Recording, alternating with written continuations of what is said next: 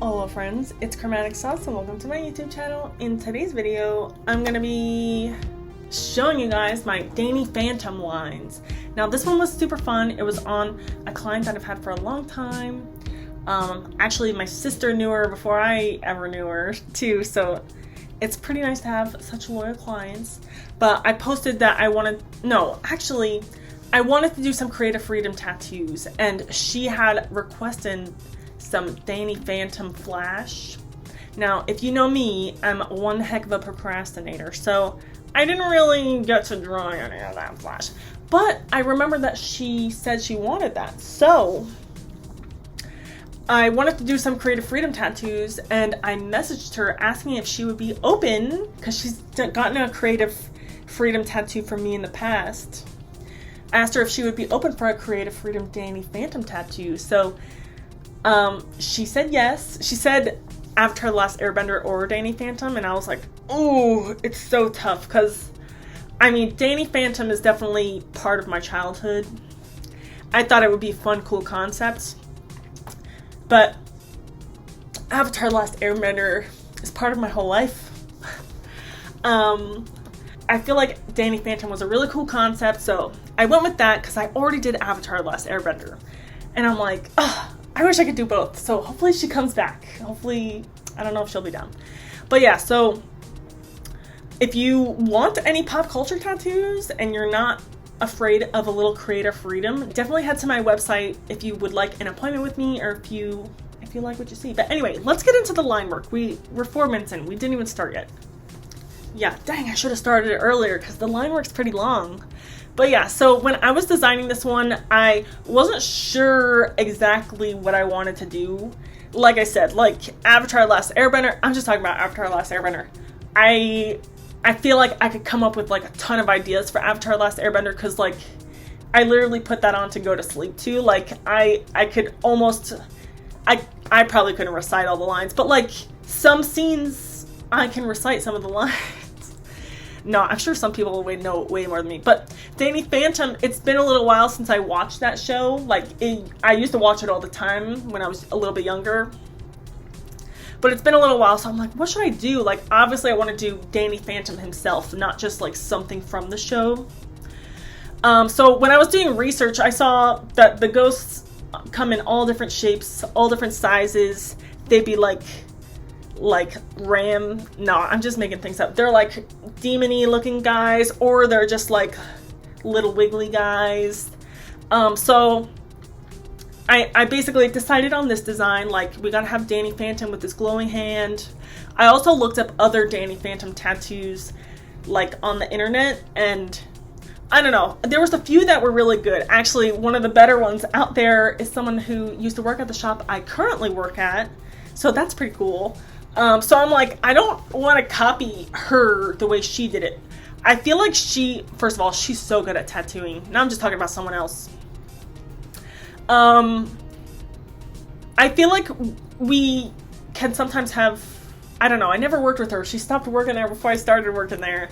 But I feel like we kind of have similar styles with, like, I don't know, she always puts like a glow on things. Whenever I do color, I like to do like a low light or a highlight, or like an edge of a different color or something. I don't even remember what I did on this tattoo, but I think I left the edge of a highlight. But so I wanted this tattoo to be different than those tattoos. I sometimes suffer from coming up with an idea and it just being the only thing there, instead of like, or in the past especially, like, if you ever see, oh, this might be out of frame, but in other videos, I think I have it lowered down because it keeps falling off the wall. But I have this Apple flash sheet, for example. I thought my computer froze, but I'm just going slow. I have this Apple flash sheet up here, for example, but I actually drew it, like, I finished that drawing last year, like, with the flowers and the stars and like the different elements, but I actually drew most of the apples a couple years ago when I was like a little bit more brand new as an apprentice, and the tattoo design was literally just the apple, and I'm like, maybe that's why no one got them. But so I redrew them, and I actually have done one of them as a tattoo. So if you want an apple tattoo, definitely hit me up. But anyway, so sometimes I suffer from doing just one thing. So this being a creative freedom tattoo, or like just one thing, sometimes I suffer from not making it like a tattoo design. Like sometimes I'm a little bit stuck on like just the main subject. So I've been working more recently to try to come up with more of a background and make the designs I'm doing a little bit more dynamic. I've been working a lot on flow recently, blah blah blah. But so I didn't want to do just the one character. I wanted to do a background. I was like, I didn't want to do all the main characters. Like, it's still like Danny Phantom. So I don't even know what I've said already. So I decided on the ghosts as a background, and then the portal as a background. So I kind of approached this similarly to the way I did those other characters that I did recently. The Captain America, Iron Man, Hulk, and Elsa. I did do this one a little bit different. I did those ones with a bug pin 18 round liner, which I believe I did the same for this one, for like the main bolder black line. I believe I did the same thing. I think I wrote it down. Whatever. But the only thing that I didn't do the same was the stipple shading. So for that, like that lower leg sleeve that I was working on, I used a bug pin 5 round liner to add a little bit of black shading in places where I didn't want it to be like solid black, but I wanted to bump up the contrast a little bit more. I wanted to bump up the shading a little bit more. But this one, I was going for a little bit more of just like smooth shading, a little bit more solid on that front. Like the blacks in this one are a little bit more solid. And then since it's Danny Phantom in the foreground, and then the ghosts are ghosts, I also felt like I didn't need a lot of black in the ghosts. Like the only black in the ghosts I think are the shadows of their mouths and then their eyebrows, and I think the outline of their eyes. But you'll see towards the end that I wanted to play around with some color outlines that I don't always get to do, or I don't always do. So basically, sometimes doing outlines with color can be a little bit more challenging because you want to just outline the whole thing, but you have to make sure you switch to the color when you're doing the color. So I try to be really methodical. This is, in my head, is where it comes in handy that I usually separate the line weights. Like a lot of people do tattoos starting from the bottom and work their way up. I don't find that that's necessary because I don't really struggle with like losing a stencil, not anymore anyway. Most of the time, like some people's skin is like not as exfoliated or whatever the case, and the stencil fades off a lot faster or something like that. But even still, like usually when I do lines, especially for black lines, I just pat it. The paper towel absorbs it up and I don't have to wipe it. So I'm never worrying about wiping away stencil most of the time, like I said. But I feel like, especially with these colorful lines, it works that how I usually do lines is like doing all the thick lines first and then moving in with thinner lines. So I think the thinner lines for this one, I used a bug pin 5 round liner instead of anything else. Like obviously I'm not using the thicker lines for like the face details, but it still has to be pretty small because it is not that giant, you know, like his face isn't like the size of your whole thigh. So, but I'm pretty attuned to using finer lines, so super cool. I don't know. Sometimes I can't talk very well. But so I'm doing the increments that I normally do, where I do all the bold lines in black. Then I do the thinner lines. That's how I normally do tattoos. But now I'm able to separate it by doing all the bold black lines, then all the thinner black lines. And then usually you work dark to light and then you do colors last. But when you're doing line work in color, you kind of have to do color before your like darker shading, because you need to get your outlines in. But you want those outlines to be like a little, like a touch darker anyway, so it's not really a worry of the black staining that color. Like, it's usually not the lightest color of those outlines. And yeah, so let's see, what am I doing? Yes, I'm hopping in with the color right now.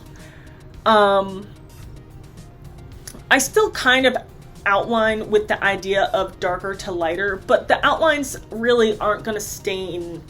You're not, it's extremely less likely to like overwork the lines like this, you know what I mean? And then even if a line's not solid, I'm not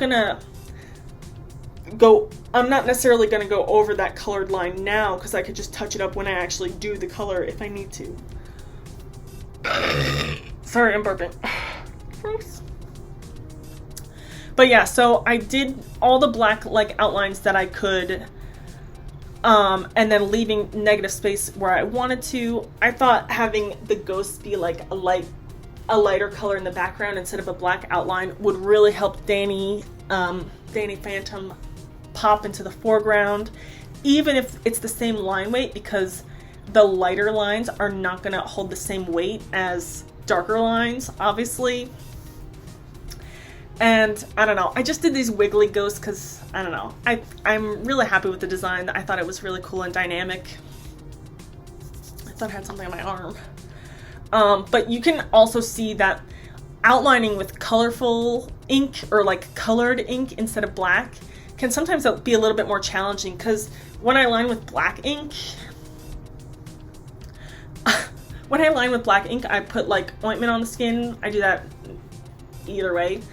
But the black ink is a little bit more watery, like it's a thinner viscosity. The texture of the ink is not as thick as colorful ink. Especially the ink brand I use, it's a little bit thicker. The pigments in the ink are a little bit bigger than some other brands. Oh, you can see me in the video. I'm trying to save my lines because I need these thinner lines on the outside so that I can leave a gap, like an even gap all the way around these little ghosts. But I really couldn't see once I added those teeth marks, so I do that sometimes where I'll fade some lines that I can't see very well, because usually the stencil's a little bit darker than the color. But yeah, I don't know what I'm talking about. What did I say last? Who knows? Let's just keep on moving. Oh yeah, I was talking about how the color, when you put ointment down and then you do a black line, it keeps the ink from splattering everywhere. It also, I mean, people say the ointment like helps, I mean, I usually say it, to be honest. People say the ointment helps the needle glide across the skin a little bit better, which is like maybe a function of it. Usually the tattoo glides or ointments that you use will soothe the skin a little bit, so it helps during the tattoo process to have a little bit, it helps your skin stay a little bit more comfortable, because it'll help it create less trauma, I guess. But when I'm doing black ink, since the ink is a little bit thinner, a little bit more runny, if I have enough ointment on the skin and then the ink is like beaded up after I pull a line, I could just pat it. I've learned to sort of just like pat it and let it sit there for a second, and it absorbs all the extra ink that's not in the skin, and you can see exactly what you're doing.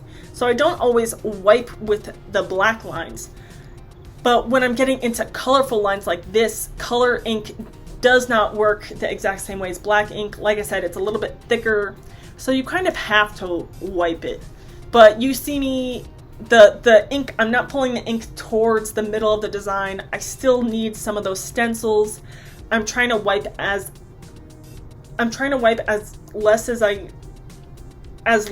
least often. I don't know, grammar. I'm trying to wipe the stencil lines as few times as I can, because every wipe is gonna, you know, exfoliate the skin a little bit more. It's gonna eventually start wiping off the stencil. So I'm just trying to avoid wiping too much into the design while I still need the design. But yeah, I'm just taking my time going through lining everything. I'm not sure what I used to line the color ink, but I didn't use the same liner that I used for the black ink. Like I said, black ink is a little bit thinner than colorful ink. So when I'm lining colorful ink, I'm really thinking about how I need the ink to flow into the skin. Personally, like, I don't know what other people do. So if you have any tips, if you're a tattoo artist, or if you've heard of other techniques for lining with colored ink, definitely comment down below. I'm definitely open to hear what you say. But I think I probably used a round shader to line these, because then you can still get a fat line. It's still round, like a round liner, so you can still pull a line with it, but it being like a thicker viscosity of ink and being color, I want to make sure there's enough ink going into the skin with each like needle prick. So I find having a round shader, there's more ink in the needle at any given time to deposit more ink, which I feel like, especially a bug pin liner, I would probably not line something in color with a bug pin liner, at least not today.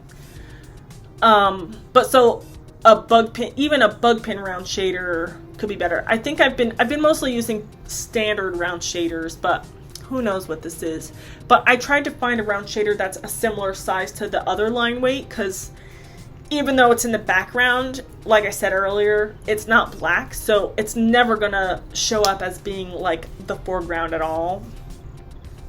But I wanted it to be thick to stand out. The thinner, especially for colored lines, like they blur so easily. Like I wanted to make sure it would be a bold, solid thing, not something that's like there's hardly any pigment there and it blurs and looks like nothing. I wanted it to stay looking solid and stay looking bright. And I felt like the more bold of a colorful outline, the better it'll hold, and the inside colors will be able to stand out a little better. I don't know. I'm yapping. I lined his fist with like a teal, and I lined the inside of the portal with like a teal, I think, because first of all, I wanted it to be different than the ghosts. His fist has like a blue glow, and then the swirl on the inside, I don't remember how I colored it, but I think it's like a teal, like one of the loops are teal and one of the loops are green. So I just chose a teal color because it was a little bit on the darker side, and I thought it would add a nice contrast. Anyway, who knows what I thought this was. I did this tattoo like a couple months ago. But yeah, this is the line work for this tattoo. Definitely come back if you want to see the color. Yeah. Head to my website, chromaticsauce.com, if you would like a creative freedom tattoo. I'd love to play around more with having things outlined in color, things in the background. I'd love to do more pop culture tattoos like this, cartoon tattoos. If you want any Avatar: Last Airbender tattoo, definitely come to me. Even if it's not like full creative freedom, like if you have an idea, a specific idea, I'd love to make it come to life. I just want to do tattoos. I want to do fun ideas. But yeah, thank you guys so much for watching this video. I love you. See you in the next one. Bye.